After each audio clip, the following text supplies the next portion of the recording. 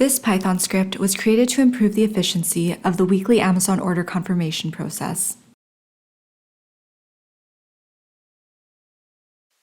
When someone makes a purchase on Amazon, there are two ways that the order can be fulfilled.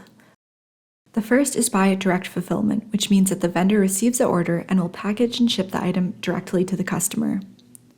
The second way is through warehouse fulfillment.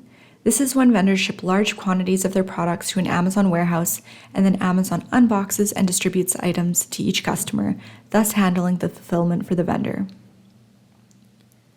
This script is meant for vendors who are part of the warehouse program. For these vendors, Amazon will aggregate all the real-time orders as well as forecasted orders, and then separate them into bulk purchase orders which will go to select warehouses depending on the location spread of the buyers. Every Monday, Amazon sends out their purchase order requests, and the vendors must confirm or cancel each order within 24 hours. Amazon has an online platform where vendors can use a graphical user interface to confirm or cancel each order, but this can sometimes be tedious because if you have a lot of orders, then you would need to go through each one and select confirm or cancel from a dropdown for each individual line item. Alternatively, you can download the weekly purchase order requests as a spreadsheet from Amazon's vendor platform, then update the necessary cells and upload the completed sheet to their platform. This script intakes the spreadsheet containing Amazon's weekly purchase order requests and then creates a new spreadsheet with the total quantities for each requested item. This is helpful because although Amazon's graphical user interface provides the purchase order data as line items, it does not offer the total quantities, so it can be quite time-consuming to manually add them up. Whereas with this script, you can instantly calculate these totals. This script also provides an easy way for the user to input their available inventory, and with that information, it decides which orders can be confirmed and which should be canceled. So how does the script choose which orders to confirm and which to cancel? Well, this is an additional feature, which takes into account the minimum order value.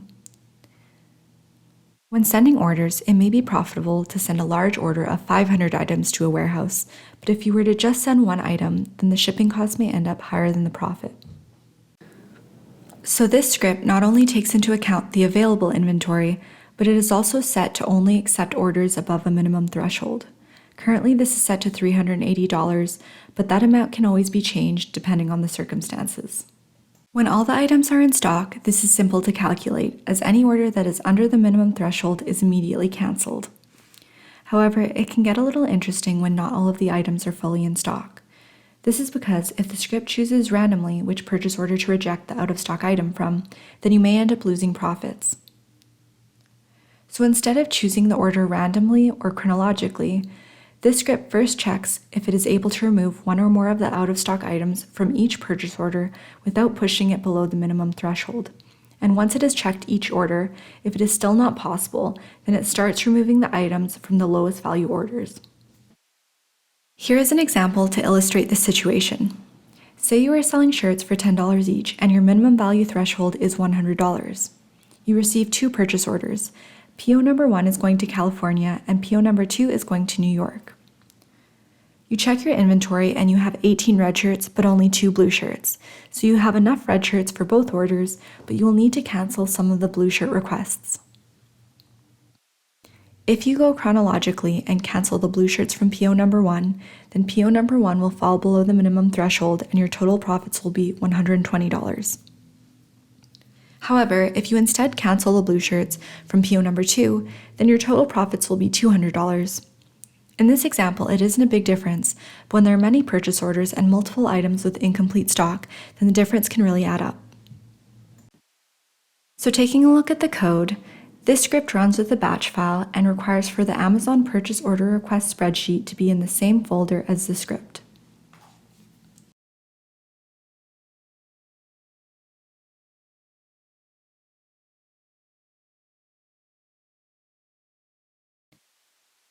The script checks to see if a file with the title vendor download exists in the same folder and checks to see if it is a Microsoft Excel spreadsheet type file. It then uses the OpenPy Excel library to check some of the cell values and make sure that the data is what is expected and therefore compatible with the script. If the file passes this check, then a new workbook is created.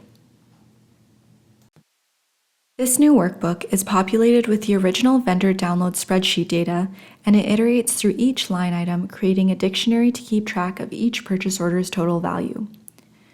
The minimum order value threshold is declared at the top of the script as a global variable, and any order that is below the minimum threshold is cancelled.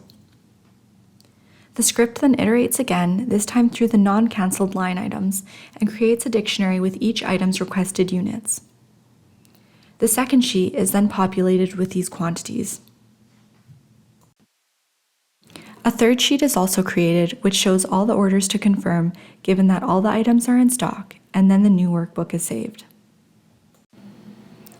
If all the units are in stock, then the second script is run, which updates the original vendor download file with the confirmed and canceled line items in the format that Amazon accepts, so that it is ready to be uploaded to Amazon Vendor Central. If not all the requested units are in stock, then the user must input the available units and run the second script.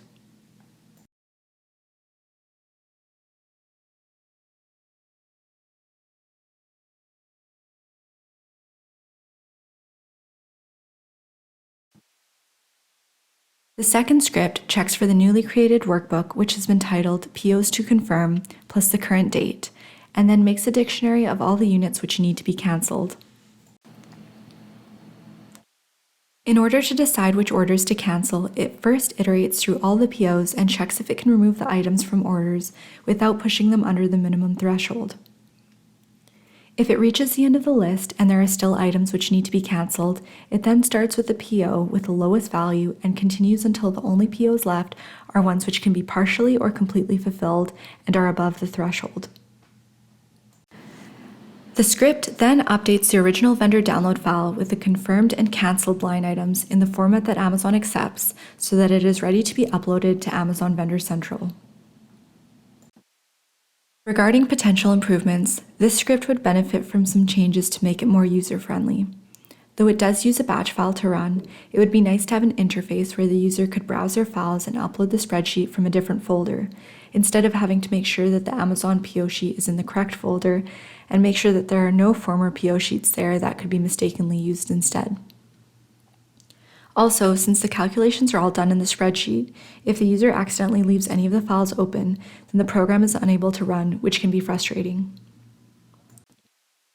Overall, this program is able to save vendors time by performing some of the more tedious recurring calculations instantly and by minimizing the amount of manual data entry.